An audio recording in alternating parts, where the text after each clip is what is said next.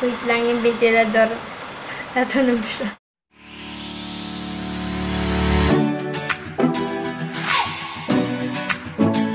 Bruh. Hi guys! Welcome back to my YouTube channel. So in today's video, total, nakikita niyo na nga rin sa title, sa baba. Ang bagal ko magsalita. Pero push. So gagawin nga natin yung What's in my school Kikay kit updated!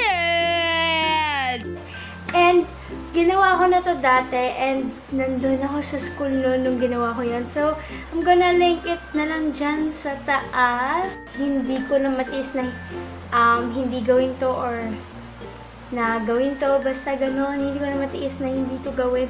So, without further ado, let's get on to the video.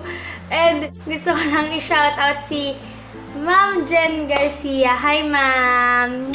And sa aking dalawang kaklase, si Aljay Jimenez and si Sunshine Garcia. Hi! Nandito na ako sa YouTube, mga be. Char. So, ayan. Hi, Ma'am Jen! Ayan, shoutout na sa'yo. And nagtanong siya sa akin kung bakit lagi daw without further ado yung sinasabi ko. Kasi, ano, Ma'am? Kasi wala lang, di ba? Without further ado, let's get on to the video. This is my Kikay kit and maliit lang to. And yung lalagyan, nakuha ko siya dun sa, binigay sa akin ng tita ko yung isang ano ba siya, paper bag. Tapos may mga school supplies, stickers, and etc. Tapos eto, nakuha ko to doon. And I love this kasi color pink. Color pink. Kasi color pink siya. So, ayun. Pakita na natin isa-isa yung aking Kikay kit. And actually, gamit ko na nga sila sa face ko yung ibang products. So, first thing na meron tayo dito is itong powder. Ayan. So, ayan yung powder ko. And actually, ito rin yung ito mismo, and konti na lang siya, as in, hindi ko alam na kakayanin niya pala na samahan ako sa, alam mo yun, isang taon, ganon, halos isang taon na nasa akin siya. Pero konti na lang siya, sobra, like, tinatak-tak-tak-tak ko na lang siya. Kasi, yung nagamit ko lang to kapag sa school, pero kapag syempre sa bahay, yung pulbos namin sa bahay. So, next. Meron ako ditong suklay mga besh. Meron din ako salamin dito. And ayan yung ating setup for today. Ayan. Ayan, may bintana. Natural light tayo mga besh. So, ayan, salamin. Tapos, meron din ako ditong ito. Kaso, naburo na yung name niya. Kasi, wala lang. Kas ba naman dun sa loob ng ano ko, ng makeup kit ko. So, ayan. Siya yung Vaseline Dip Therapy. Ayan. Ang bango nito. And favorite ko to kasi ang ganda ng product na ito. And binigay lang siya sa akin ng aking pinsan.